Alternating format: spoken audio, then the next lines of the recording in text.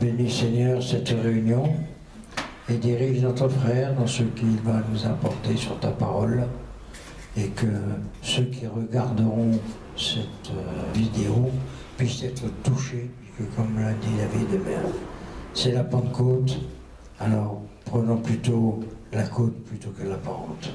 Amen. Amen. Voilà, tout d'abord, je voulais préciser une chose. Quand vous allez sur le site de l'église et que vous allez voir les études de vos papas, il y a les photocopies, parce que vos papas il prend les pas du maître, c'est un truc très clair, bien fait directement pour ceux qui ne connaissent pas encore les bases de la foi, les bases de la théologie, etc. Par contre, moi, il n'y a pas de polycopier parce que je pars à partir d'un livre actuellement qui s'appelle Connaître Dieu, donc je vous le montre. Et ce livre est quand même assez compliqué, puisque c'est vraiment un livre de théologie. Du coup, c'est pas grave, il y a un papillon. Et du coup, je simplifie beaucoup, je mets mes avis, j'enlève quand ça parle de doctrines qui sont anti-bibliques, donc je pense que c'est pas la peine de parler des doctrines anti-bibliques, donc je les enlève. Je préfère apprendre à reconnaître le vrai plutôt qu'apprendre, voilà, quand on connaîtra bien le vrai, dès qu'on nous présentera quelque chose de faux, on le reconnaîtra automatiquement. Donc voilà, ça donne quelque chose de comme ça ensuite. Donc c'est pour ça qu'il n'y a pas de photocopie sous les études que je donne. Voilà. Donc ceux qui veulent aller plus loin, je vous invite à vous procurer ce livre. Ceux qui veulent vraiment aller plus loin, donc Connaître Dieu de James Parker, ça fait quoi, 15 € à la CLC. S'il y en a qui le veulent après, plus tard, on aura tout fait. Alors, donc on va continuer sur Connaître Dieu. Donc dans les 2 dernières études sur Connaître Dieu, on avait vu que l'apôtre Jean n'hésite pas d'emblée à nous mener dans une partie de la doctrine de la Trinité. Donc il faudra préparer dans Jean. On va toujours rester dans Jean, donc Jean 14, verset 16. Après, on préparera Jean 14, verset 17 à 26. Et puis, si quelqu'un veut préparer aussi, Genèse 1, verset 2. Donc, au commencement était la parole, et la parole était Dieu. C'est ce que nous dit Jean dans son prologue. Si Jean, dans son évangile, commence par cela directement, c'est qu'il sait que personne ne peut comprendre les paroles et les actes de Jésus-Christ s'il n'a pas compris que Jésus est Dieu, le Fils. Donc ce n'est pas tout ce que Jean veut nous apprendre sur la pluralité des personnes que l'on découvre au sein de la divinité. Il y a encore d'autres choses. Et là, on va lire donc Jean 14, verset 16. Alors, on commence par ça. Et moi, je prierai le Père, et il vous donnera un autre consolateur, afin qu'il demeure éternellement avec vous. Merci. Donc, un autre consolateur. Retenons bien cette expression qui est riche de sens. En fait, elle fait allusion à une personne remarquable. Un consolateur. On pourrait aussi traduire conseiller, avocat, ami, auxiliaire. Le terme employé dans la langue d'origine, le grec, suggère des notions d'encouragement, soutien, assistance, sollicitude et responsabilité assumée pour le bien d'autrui. Un autre consolateur, oui, Jésus étant le premier, et que la tâche de ce nouveau venu devrait se situer dans le prolongement du ministère du Christ. Pour comprendre ce que Jésus a voulu dire par un autre consolateur, il faut se rappeler de tout ce que Jésus fit lui-même pour ses disciples, nous souvenir de son amour et de sa sollicitude, de la patience avec laquelle il les enseignait et du souci qu'il avait de leur bonheur, ne serait-ce que quand il leur dit « Réjouissez-vous plutôt que votre nom soit inscrit dans les cieux, plutôt que les démons vous soient soumis. » Donc ce qu'il voulait dire, c'est que cet autre consolateur prendrait soin d'eux. exactement comme lui-même l'avait fait. Et il leur donne ensuite le nom de ce consolateur. Et c'est là qu'on lit Jean 14, 17 à 26. L'esprit de vérité que le monde ne peut pas recevoir parce qu'il ne le voit pas et ne le connaît pas, mais vous le connaissez parce qu'il demeure près de vous et qu'il sera en vous. Jusqu'à 26. Oui, jusqu'à 26. Je ne vous laisserai pas orphelin, je viens vers vous. Encore un peu de temps et le monde ne me verra plus. Mais vous me verrez parce que moi je vis et que vous aussi vous vivez. En ces jours-là, vous connaîtrez que moi, je suis en mon Père, vous en moi et moi en vous. Celui qui a mes commandements et qui les garde, c'est celui qui m'aime. Celui qui m'aime sera aimé de mon Père, moi aussi je l'aimerai et je me manifesterai à lui. Jude, non pas Iscariote, lui dit: Seigneur, comment se fait-il que tu doives te manifester à nous et non au monde? Jésus lui répondit: si quelqu'un m'aime, il gardera ma parole, et mon Père l'aimera. Nous viendrons vers lui, et nous ferons notre demeure chez lui. Celui qui ne m'aime pas ne garde pas mes paroles, et la parole que vous entendez n'est pas de moi, mais du Père qui m'a envoyé. Je vous ai parlé de cela pendant que je demeure auprès de vous. Mais le Consolateur, le Saint-Esprit, que le Père enverra en mon nom, c'est lui qui vous enseignera toutes choses et vous rappellera tout ce que moi je vous ai dit. Donc dans l'Ancien Testament, la parole de Dieu et l'Esprit de Dieu sont deux expressions parallèles. La parole, c'est sa parole toute puissante. Et l'Esprit, c'est son souffle tout puissant. Donc les deux termes expriment son pouvoir en action. Ils sont cités ensemble en Genèse 1, verset 2. Qui c'est qui l'a? Oui. Elisabeth, elle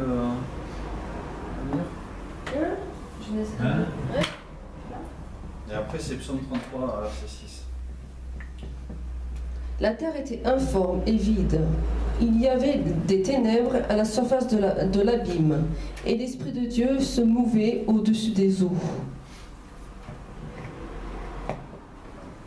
Donc l'esprit en hébreu, c'est le souffle. C'est la première traduction. Psaume 33, verset 6.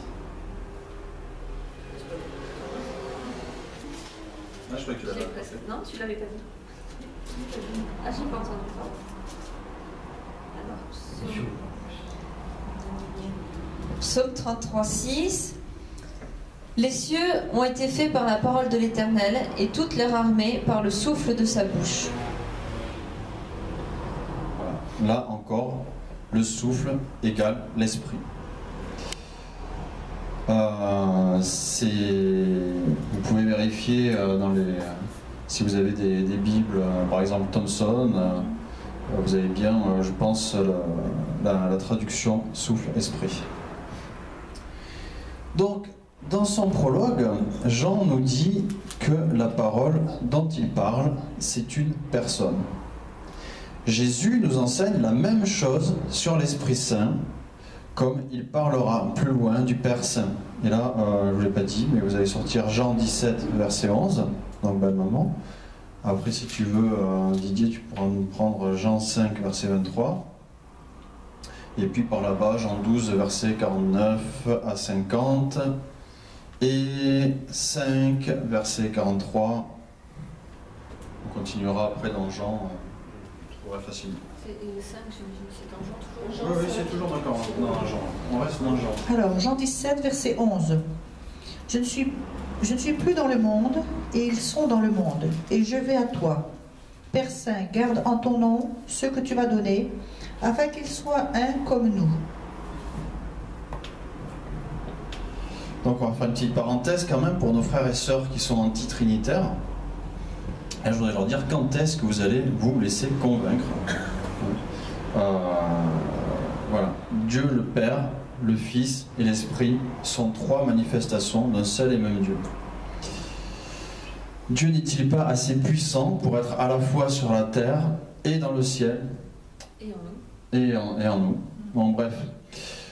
Le Christ établit le lien entre la mission de l'Esprit et la volonté et les desseins du Père et du Fils.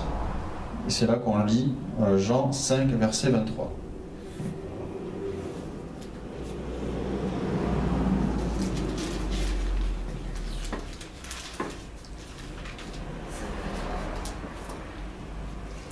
C'est la page derrière. Afin que tous honorent le Fils comme ils honorent le Père, celui qui n'honore pas le Fils n'honore pas le Père qui m'a envoyé. Oui. Oui. Voilà, je rentre après. Je regarde pas pour toi. Donc, il est donc délégué de Christ, chargé d'exécuter la volonté du Christ et d'agir à sa place avec son autorité. De même que Jésus est venu au nom du Père, en prononçant ses paroles, accomplissant ses œuvres. Donc on va lire Jean 12, 49 à 50. Et après, le 5, 43. Et puis après, vous pouvez préparer 10, 25 et 17, 12. Car je n'ai point parlé de moi-même, mais le Père qui m'a envoyé m'a prescrit lui-même ce que je dois dire et annoncer. Et je sais que son commandement est la vie éternelle. C'est pourquoi les choses que je dis, je les dis comme le Père me les a dites. Et Jean 5, 43. Je fais comme papa, je me trompe de page. Je suis venu au nom de mon Père et vous ne me recevez pas. Si un autre vient en son propre nom, vous le recevrez. 10, 25. 2, 25. 10, 25.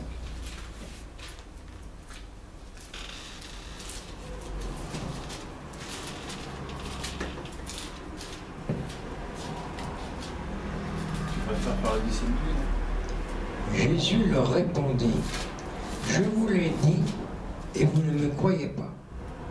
Les œuvres que je fais au nom de mon Père rendent témoignage de moi. C'est 17, 12, c'est ça? C'est ça. Jean 17, 12. Lorsque j'étais avec eux dans le monde, je les gardais en ton nom. J'ai gardé ceux que tu m'as donnés, et aucun d'eux ne s'est perdu, sinon le fils de perdition, afin que l'écriture fût accomplie. Voilà. Ensuite, vous pourrez préparer, toujours dans Jean, le 15, 26, le 16, 27.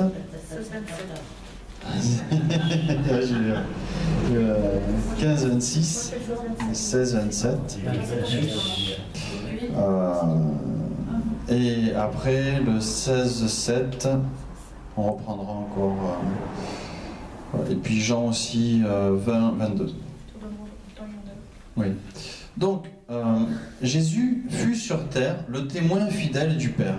Et l'Esprit Saint vient au nom de Jésus pour travailler dans le monde en tant que représentant et témoin de Jésus. Et il procède du Père. Donc là, on va lire Jean 15, 26.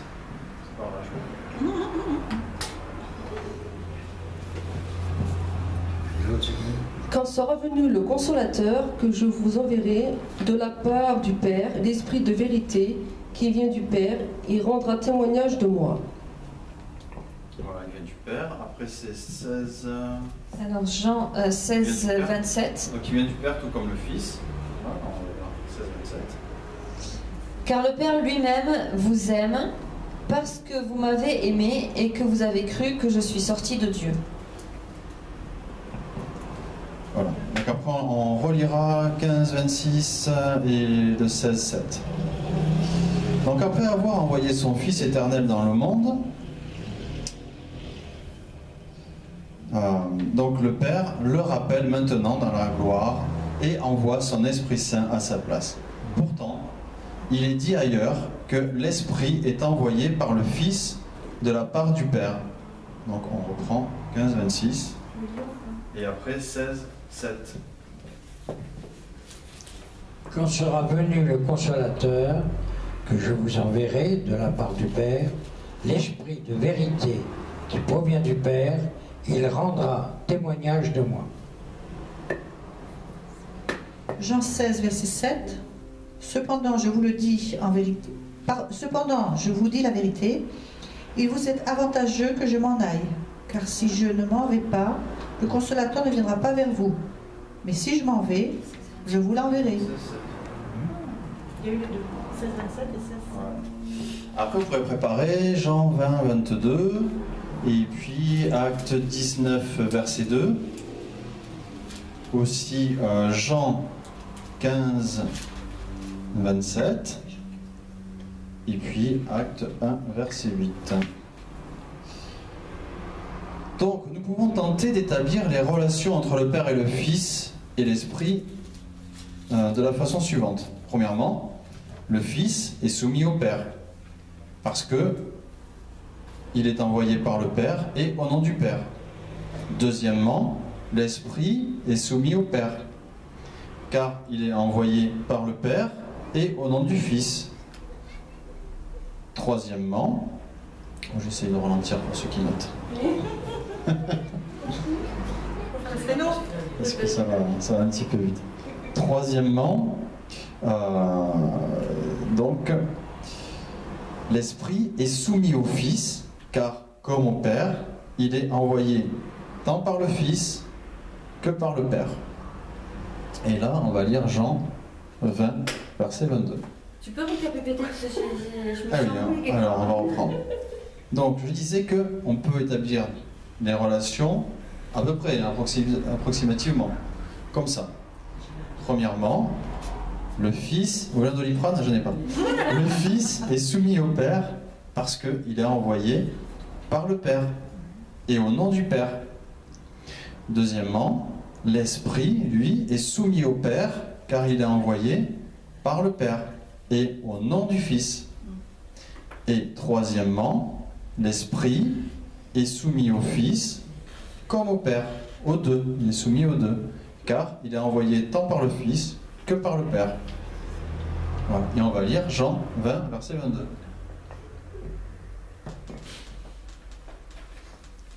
Après ces paroles, il souffla sur eux et leur dit, « Recevez l'Esprit Saint. »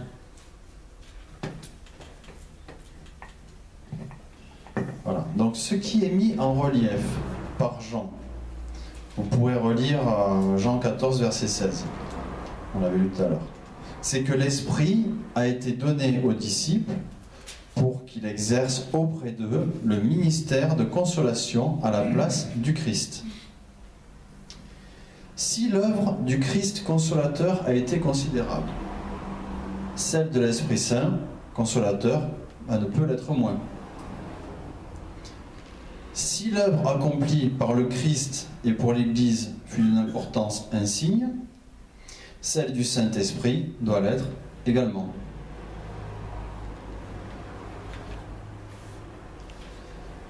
Donc c'est vraiment important de comprendre que l'Esprit Saint doit être mis à place égale avec les deux autres personnes de la Trinité. C'est obligé. Donc dans nos cœurs, dans notre étude de la Bible, et en vérité, aujourd'hui, quelqu'un qui me ferait la même réponse à la question suivante, on va aller la lire dans la Bible, en Acte 19, verset 2, eh ben, je ne serais malheureusement pas étonné d'entendre ça. Qui c'est qui doit passer là? Acte 19, verset 2. Avez-vous reçu le Saint-Esprit quand vous avez cru? Ils lui répondirent, nous n'avons pas même entendu dire qu'il y ait un Saint-Esprit. Pas même entendu qu'il y en ait un. Il y en a qui ont voté un truc à 7 récemment. Je suis pas bien sûr qu'ils en ont entendu parler, quoi. Ou alors vaguement, comme ça, quoi. Acte 1, verset 8. Jean 14, verset 26. Et puis on restera dans Jean. Jean, combien t'as dit, hein? D'abord, on va lire Jean 15, verset 27, après Acte 1, verset 8. Après, on prendra Jean 14, 26, et puis Jean 16, verset 12 à 14. Comment était-il le dernier? Jean 16, verset 12 à 14.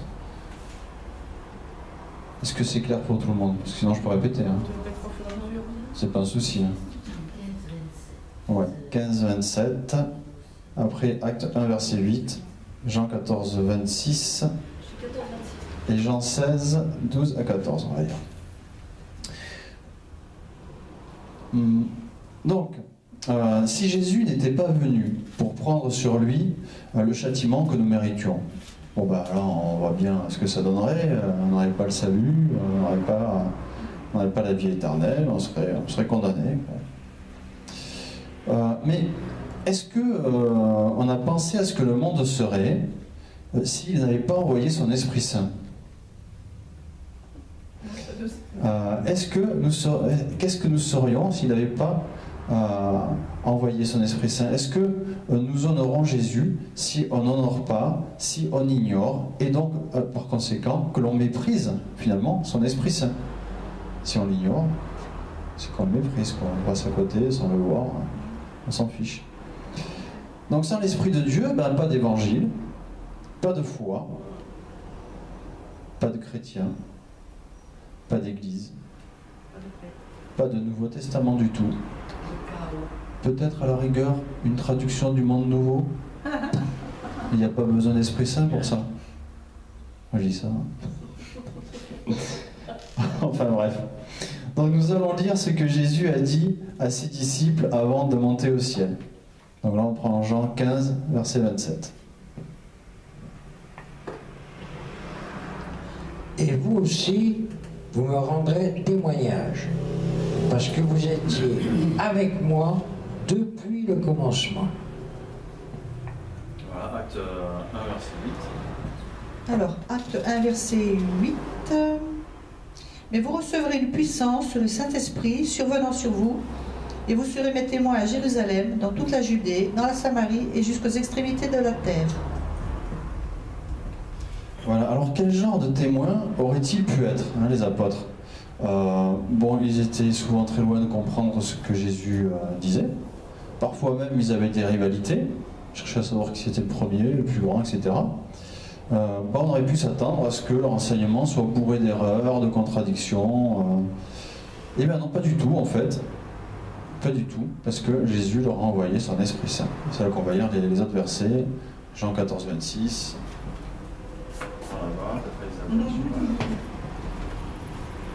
Alors, Jean 14, 26. Mais le Consolateur, l'Esprit Saint, que le Père enverra en mon nom, vous enseignera toutes choses et vous rappellera tout ce que je vous ai dit. Et Jean 16, 12 à 14. J'ai encore beaucoup de choses à vous dire, mais vous ne pouvez pas les porter maintenant.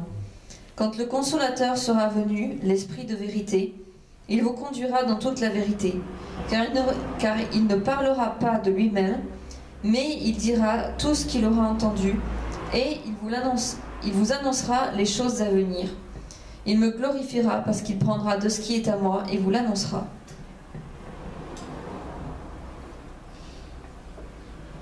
Donc, car ces paroles ne viendront pas de lui, mais il parlera de ce qu'il aura entendu de Christ. Comme Christ, lui, parlait de ce qu'il avait entendu de son Père. Donc on va prendre Jean 15, versets 26 à 27. Après, on préparera 1 Corinthiens 2, versets 9 à 13. Donc pour papa, tu prends Jean 15 26 à 27. 26, 27. Et puis après, on préparera aussi 2 Corinthiens 4, verset 4. Et également Jean 3, versets 3 à 5.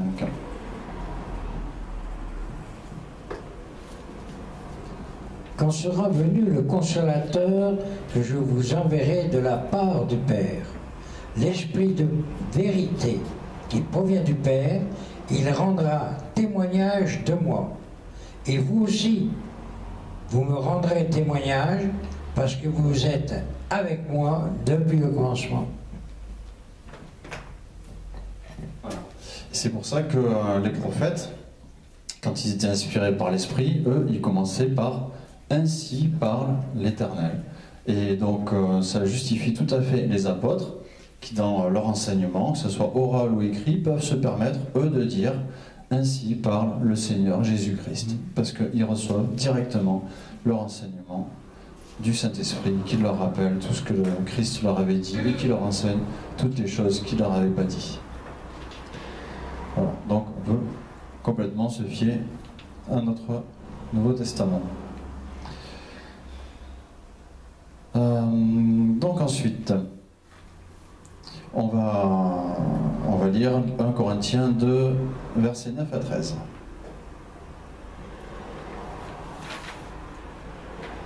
Mais comme il est écrit, ce sont des choses que l'œil n'a point vues, que l'oreille n'a point entendues, et qui ne sont point montées au cœur de l'homme, des choses que Dieu a préparées pour ceux qui l'aiment. Dieu nous les a révélées par l'Esprit, car l'Esprit sonde tout, même les profondeurs de Dieu. Lequel des hommes, en effet, connaît les choses de l'homme, si ce n'est l'Esprit de l'homme qui est en lui.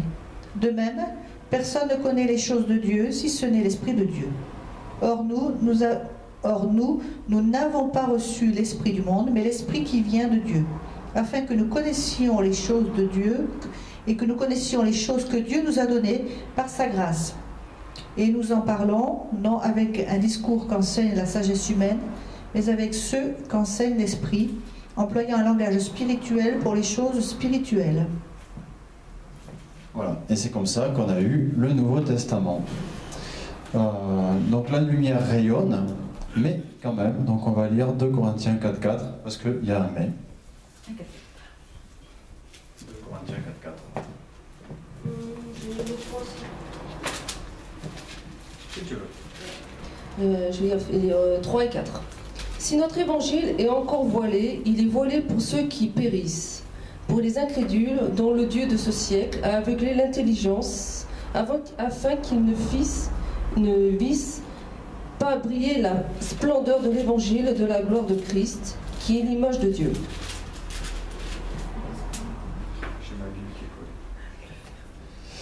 Donc, et les aveugles ne réagissent pas au stimuli de la lumière. Comme Christ le disait à Nicodème, donc on va lire donc Jean 3, versets 3 à 5.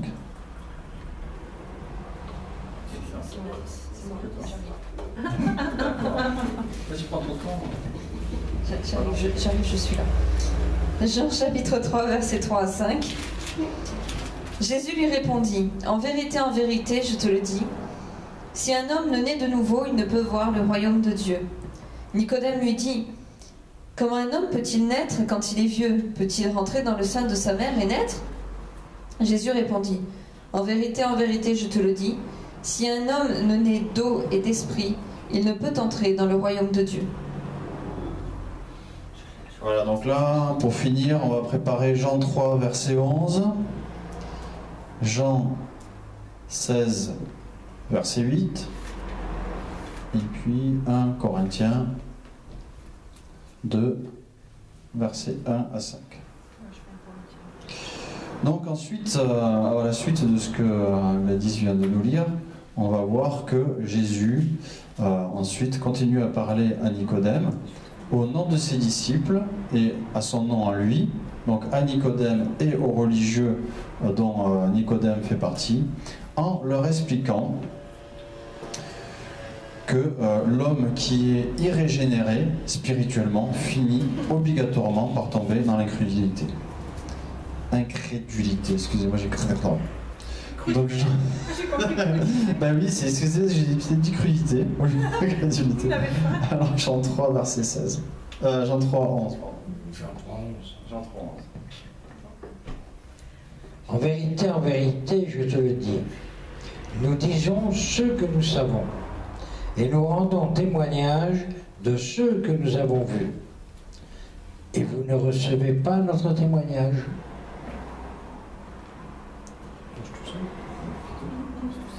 Voilà. Donc continuons tous à prêcher l'évangile, car l'Esprit demeure avec l'Église pour témoigner de Christ, en les illuminant, Et il ouvre les yeux aux aveugles, leur redonnant une vision spirituelle des choses et convainquant les pécheurs que l'évangile vient de Dieu. Et là, on va lire Jean 16, verset 8. Qui c'est qui là? Et quand il sera venu, il convaincra le monde en ce qui concerne le péché, la justice et le jugement. Voilà, donc quand nous parlons à quelqu'un du Seigneur, ben, on ne doit pas compter sur notre habileté à présenter la vérité. On a appris à bien parler, on a pris des leçons, je ne sais pas. Ben, on ne doit pas compter là-dessus, on doit compter uniquement sur l'Esprit Saint. On doit compter que sur lui vraiment. Donc là, on va lire 1 Corinthiens 2, versets 1 à 5. 1 à 5. Oui. Pour moi, frère, lorsque je suis allé chez vous, ce n'est pas avec une supériorité de langage ou de sagesse que je suis allé vous annoncer le témoignage de Dieu. Car je n'ai pas eu la pensée de savoir parmi vous autre chose que Jésus-Christ et Jésus-Christ crucifié. Moi-même, j'étais auprès de vous dans un état de faiblesse, de crainte et de grand tremblement. Et ma parole et ma prédication ne reposaient pas sur les discours persuasifs de la sagesse, mais sur une démonstration d'esprit et de puissance, afin que votre foi fût fondée, non sur la sagesse des hommes, mais sur la puissance de Dieu. Merci. Donc sans l'Esprit Saint, il n'y aurait pas dans ce monde un seul chrétien. Rendons-nous honneur donc au Saint-Esprit en reconnaissant son œuvre et en comptant sur elle. Lisons-nous la Bible avec l'esprit bien disposé qu'elle réclame. Ou est-ce que nous déshonorons le Saint-Esprit? Et quand nous rendons témoignage, nous attendons-nous et comptons-nous sur l'Esprit Saint pour authentifier notre témoignage? Sinon, on le déshonore puisqu'on compte sur nous. Si vous trouvez que votre Église est stérile, alors déjà, commencez à vous demander si vous-même vous honorez l'Esprit Saint, en lui accordant toute la place que Dieu veut que vous lui accordiez dans vos pensées, vos prières et vos vies. Et au lieu de quitter vos églises, si vous la jugez indigne de vous, repentez-vous déjà, humiliez-vous devant Dieu et priez pour vous et votre Église. L'Esprit Saint est le témoin de Christ, et que celui qui a des oreilles entende ce que l'Esprit dit aux Églises. C'est un peu rêche, mais c'est ce que j'avais envie de dire.